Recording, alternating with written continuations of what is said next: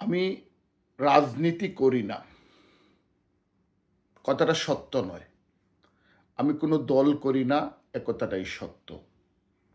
রাজনীতি যে ভাত খায়, যে বেঁচে আছে, সে রাজনীতির সাথে কোনো না কোনোভাবে ওতপ্রোতভাবে জড়িত। মানব জীবন রাজনীতির অন্তর্ভুক্ত। তবে আমি কোনো দলীয় রাজনীতি করি না। বাংলাদেশের সবগুলো দলে আমার আপনজন আছেন, আমার প্রিয়জন আছেন। এমন কোনো দল নেই বাংলাদেশে যে দলের ভেতর আমার আপনজন, আমার প্রিয়জন নেই। তারা কেউ আমার শ্রদ্ধেয়, কেউ ভালোবাসার পাত্র, আবার কেউ স্নেহভাজনেশু। আমি যদি আজকে বলি যে আমি সবচেয়ে বেশি সমালোচনা করি রাজনৈতিক ময়দানে ইসলামপন্থীদের, এবং বিশেষ করে জামাত ইসলামীর প্রচুর সমালোচনা করি আমি। কিন্তু এরপরেও যে কথাটি বলবো যে জামাত ইসলামের ভেতরে আমার প্রচুর আপনজন রয়েছেন, আমার প্রিয়জন রয়েছেন, আমাকে ভালোবাসেন, এমন প্রচুর মানুষ জামাত ইসলামের ভেতরে আছেন। আবার আমাকে ঘৃণা করেন, পারলে আমাকে হত্যা করে ফেলতেন, এমনও অনেক মানুষ জামাত ইসলামের ভেতরে আছেন। বর্তমান জামাতের যিনি আমির, কেন্দ্রীয় আমির ডাক্তার শফিকুর রহমান, তিনি আমার অত্যন্ত শ্রদ্ধাভাজন ব্যক্তি। আমি তাকে শ্রদ্ধা করি এবং করতে বাধ্য। এর কারণ তিনি রাজনৈতিক জীবনে বিভিন্নভাবে আমার বাবা আলহাজ সৈয়দ আতাউর রহমান রহমতুল্লাহ আলাহির সাথে জড়িত ছিলেন।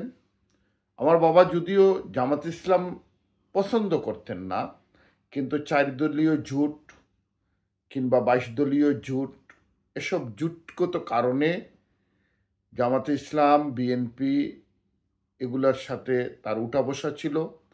তিনি 4 দলীয় জোটের সিলেট জেলার যুগ্ম আহ্বায়ক ছিলেন। এবং ডাক্তার শফিক সাহেবের সাথে আমার মামার একটা গভীর সম্পর্ক ছিল। ওই সুবাদে আমি তাকে মামা ডাকি। একবার তিনি প্রশ্ন করলেন যে আমার উপর কি তুমি রেগে আছো? আমি বললাম, না, আপনার উপর রাখবো কেন? জামাত ইসলামের সাথে আমার সংঘাত এটাই, যেটা আমার বাবা চাচাদের ছিল, যেটা আমাদের আকাবির ওলামাদের। জামাতে ইসলামের সাথে আমার সংঘাত দুইটা জায়গায়, একটা হলে মুক্তিযুদ্ধের প্রশ্নে, আর একটা হচ্ছে সাহাবায়ে কেরামের সমালোচনার প্রশ্নে। ওই দুইটা জায়গা ছাড়া কোনো জায়গাও আপনাদের সাথে আমার কোনো সংঘাত নেই। আর ব্যক্তিগতভাবে আমি মনে করি 2 বার মা বললে 1 বার মামা হয়। আপনাকে আমি মামা ডাকি, তাই আমার মাকে আমি সম্মান করি, আপনাকে আমি সম্মান করি। তবে আমি যখন কোনো বিষয়ে আলোচনা সমালোচনা করি, তখন আমি আমার সততার জায়গা থেকে, আমার ইমানদারির জায়গা থেকে, কাল হাসরের মাঠে আল্লাহর আদালতের মুখোমুখি আমাকে দাঁড়াতে হবে, সেই জায়গা বিবেচনা রেখেই আমি সমালোচনা করি। আমার সমালোচনা হয়তো আপনার কাছে খারাপ লাগতে পারে, কিন্তু আমি আমার জায়গা থেকে সৎ এবং সততার সাথেই কাজ করি। জামাতে ইসলামী এই বর্তমান রাজনীতিতে নয়, শুধু একেবারে শুরু থেকে যদি দেখেন, তাদের রাজনৈতিক ময়দানে তারা অনেক সফলতা এনেছে, কিন্তু ব্যর্থতার সংখ্যাই বেশি। তারা হিসাবে প্রায় ভুল করে রাজনৈতিক ময়দানে। তাদের মধ্যে এক ধরনের দান্দিকতা আছে, তাদের মধ্যে এক ধরনের উড়াতাড়া যেটাকে বলে, মানে তাড়াহুড়া করা একটা স্বভাব আছে। যেমন তারা পাকিস্তান ভাঙ্গার সময় দেখা গেল তারা আইয়ুব খানের পক্ষ নিয়ে গেলেন। আবার পাকিস্তান সৃষ্টির সময় তারা প্রথমে পাকিস্তানের বিরুদ্ধে ছিলেন, এরপরে তারা পাকিস্তানের পক্ষে আসলেন মৌলানা মওদুদি। এরপরে যখন পাকিস্তান এরপরে বাংলাদেশ হয়, তারা দেখা গেল পুরা জনগোষ্ঠীর বিরুদ্ধে চলে গেলেন। এরপরে দেখুন বাংলাদেশ হওয়ার পরে ৭১ এর পরবর্তী সময়ে ৭৫-এ যখন পট পরিবর্তন হলো, এরপরে দেখা গেল জিয়াউর রহমান ক্ষমতায় আসলেন। ওনারা বললেন যে জিয়াউর রহমান তাদের লোক। এরপরে দেখা গেল না, জিয়াউর রহমান তাদের লোক না। এরশাদ সাহেব ক্ষমতায় আসার পরে প্রথম দিকে তখন আমি বেশ বুঝি, আমাকে শিবিরের অনেক বন্ধুরা বলতেন এরশাদ আমাদের লোক, এরশাদ আমাদের লোক। কারণ এরশাদ ক্ষমতা গ্রহণ করেই দুর্নীতির বিরুদ্ধে জেহাদ ঘোষণা করেছেন, রাষ্ট্র ধর্ম ইসলাম করেছেন, এগুলো সব সামনে নিয়ে তিনিরা বলতে লাগলেন এরশাদ তাদের লোক। কিন্তু পরে দেখা গেল এরশাদ বিরোধী আন্দোলনে তাদের অগ্রণী ভূমিকা। ঠিক একইভাবে 2024-এ যে পট পরিবর্তন হলো, সেই পট পরিবর্তনের পরে বোঝা গেল এমন অবস্থা যে ক্ষমতায় এসে গেছে জামাতে ইসলাম। এখানে জামাত ইসলাম যেটা করলো যে প্রশাসনিক এবং শিক্ষা প্রতিষ্ঠানগুলোর প্রধান পদ তারা দখল করতে শুরু করলো, এবং তারা এখানে আওয়ামী লীগকে তো বের করে দিলই, সাথে সাথে বিএনপিকে বের করেও বা অন্যান্য দলকে কোনো কোনো জায়গায় ইসলামিক মানুষগুলাকে বের করেও তারা পদগুলো দখল করে নিল। অন্যদিকে বিএনপিকে তারা চিহ্নিত করে দিল বিভিন্ন জায়গা দখল, দোকান দখল, ইজারা দখল, এগুলোর দিকে কোনো একটা ঘটনা ঘটলেই এটার বিরুদ্ধে তারা বিএনপির উপর ঘাড়ে দোষ চাপাতে শুরু করলো। এবং এখানে তারা দেখা গেল একটা সময়ে তাদের অত্যন্ত দীর্ঘ সময়ের আওয়ামী বিরোধী আন্দোলনের মিত্র বিএনপির সাথে জামাত ইসলামের একটা সংঘাতপূর্ণ অবস্থায় চলে গেল।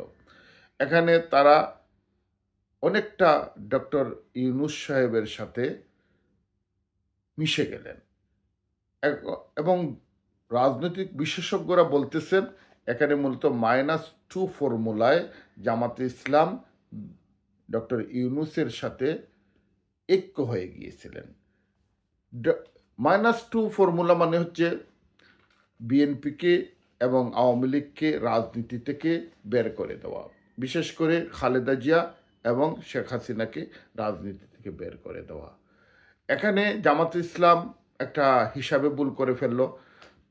আওয়ামী লীগ তো এখন পরাজিত শক্তি হিসাবে -1-এ যদি রাখা যেত, জামাত ইসলাম যদি -1-এর ফর্মুলায় এগিয়ে যেত, তাহলে তারা কিছুটা সফল হতে পারত। কিন্তু -2-তে যখন গেল, তখন খালেদা জিয়া, বিএনপি, তারেক জিয়া এরা বর্তমান বাংলাদেশে 50% মানুষের তারা গ্রহণযোগ্যতা অর্জন করেছেন। এখন যদি নির্বাচন হয়, কমপক্ষে 40 থেকে 45% ভোট পেয়ে কিংবা 50% ভোট পেয়ে বিএনপি সরকার গঠন করবে, এটা অনেকেই মনে করেন। এখানে জামাত ইসলাম ভুল করলো এবং -2 ফর্মুলায় গিয়ে তারা বিএনপির বিরুদ্ধে কথা বলতে শুরু করলো, এবং বিভিন্ন জায়গায় বিএনপির সাথে তারা তর্ক যুদ্ধে জড়িয়ে গেল। কিন্তু শেষ পর্যন্ত দেখা গেল এটা একটা কঠিন কাজ, কারণ বিএনপিকে মাইনাস করা বর্তমানে প্রায় অসম্ভব। যখন আন্দোলনকারী ছাত্ররা নতুন দল গঠন করলো, এই দলের পক্ষেও জামাত ইসলাম অবস্থান নিয়েছিল, কিন্তু যখন ওই দলের মানুষগুলো সাবেক শিবিরকে বাদ দিয়ে দল গঠন করলো, তখন এখানে একটা দ্বন্দ্ব চলে আসে এবং এখানে বিরোধ তৈরি হয়। কিন্তু এটা 5% ভোট পাবে এই দল, 5%-এর উপরে পাওয়ার সম্ভাবনা খুবই কম যদি বৈধ নির্বাচন হয়। জামাত ইসলাম এখানে বিএনপিকে বাদ দিতে গিয়ে তার মিত্রকে হারাতে শুরু করলো। এদিকে ইসলামপন্থীদের সাথে ঐক্য করতে চাইছিল, ইসলামপন্থীরাও পূর্ণাঙ্গ ঐক্যে যাচ্ছেন না জামাত ইসলামের সাথে, কারণ এখানে আকিদার প্রশ্নে তারা পৃথক অবস্থান নিয়েছেন।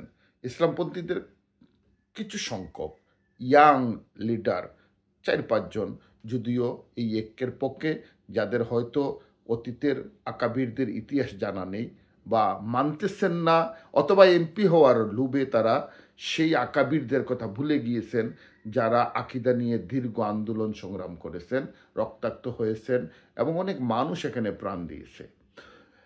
তারা শুধু এমপি হতে চাচ্ছেন কিন্তু পারতেছেন না। ওই সংঘাতেরই একটা অংশ ওবেদুল্লাহ ফারুককে বারিধারা জামিয়া মাদানিয়া থেকে বের করে দেওয়া হলো। এটা মূলত ওবেদুল্লাহ ফারুক চাচ্ছেন না জামাত ইসলামের সাথে ঐক্য হতে, কিন্তু মনির কাসিমিরা চাচ্ছেন ঐক্য হয়ে একটা নির্বাচনে এমপি হয়ে যেতে। জামাত ইসলাম এখানে লন্ডনে গিয়েছেন তারেক জিয়া এবং খালেদা জিয়া বা জিয়া পরিবারের সাথে বৈঠক করতে। কেন এখন এই বৈঠকের প্রয়োজন দেখা দিল? কারণ তারা জানেন ডক্টর ইউনূসের -2 ফর্মুলা বা আমেরিকার -2 ফর্মুলা বা ফরেন এইড যারা দেন তাদের -2 ফর্মুলা এখানে বাংলাদেশে কার্যকর হবে না। কারণ বাংলাদেশের মানুষ, গ্রামে গঞ্জের মানুষ, বাংলাদেশের সাধারণ মানুষ এখনও বিএনপি, আওয়ামী লীগ এই দল দুটাকেই সবচেয়ে বেশি জানে এবং বুঝে।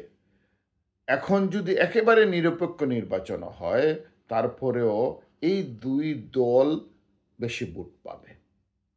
আওয়ামী লীগ হয়তো তার কৃতকর্মের জন্য কিছু কম ভোট পাবে, কিন্তু বিএনপি সরকার গঠন করবে, এটা সবাই জানেন।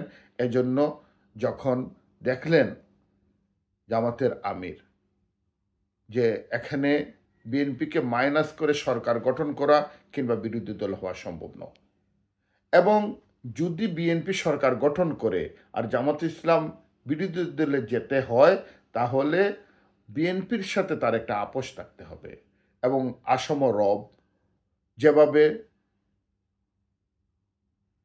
সরকারি দলের মদতপুষ্ট বিরোধী দল ছিলেন, বা হোসেন মোহাম্মদ এরশাদ যেভাবে আওয়ামী লীগের মদতপুষ্ট বিরোধী দল ছিলেন, জামাত ইসলাম আগামীতে বিরোধী দল হতে হলে এই দিকে এগিয়ে যেতে হবে, বিএনপির মদত লাভ করে, সাহায্য লাভ করে বিরোধী দলের অবস্থান তৈরি করতে হবে। নতুবা বিএনপির সরকার যখন গঠন করবে তখন জামাত ইসলাম যদি একা নির্বাচন করে তাহলে 10 থেকে 12টা সিট পাবে, আর যদি ইসলামী দলগুলোকে নিয়ে নির্বাচন করে তাহলে 30টা সিট পেতে পারে। এর অতিরিক্ত সিট এখানে নেই ইসলামপন্থীদের। যদি আমার কথা অনেকের কাছে কষ্ট লাগবে, কিন্তু এটাই সত্য। 30%-এর উপর ইসলামপন্থীদের এই বাংলাদেশে এখনো ভোট ব্যাংক তৈরি হয়নি, এবং এটা কেন তৈরি হয়নি সে বিষয়ে অন্যদিন আলোচনা করব। আজকে আমি শুধু আমরা এতটুকু জানতে চাই যে আমাদের এটা জানার অধিকার আছে, যেহেতু আমরা দেশের নাগরিক, যে জামাত ইসলাম এবং বিএনপি তাদের বৈঠকে কী সিদ্ধান্ত নিয়েছেন এবং তারা জাতিকে আগামীতে কোন দিকে নিয়ে যাচ্ছেন। বিএনপি ভোট চাচ্ছে, নির্বাচন চাচ্ছে দ্রুত, কারণ তারা জানে যত সময় যাবে ততই তাদের জন্য ক্ষতির কারণ হবে, ভোট ব্যাংক ভেঙে যাবে। আর জামাতে ইসলাম নির্বাচন চাচ্ছে না এই মুহূর্তে, কারণ তাদের নিবন্ধনই এখনো আসেনি। তারা তো নিবন্ধন যে বাতিল করেছিল বিগত সরকার, ওই নিবন্ধন তারা এখনো ফিরে পাননি, তাদের প্রতীক ফিরে পাননি।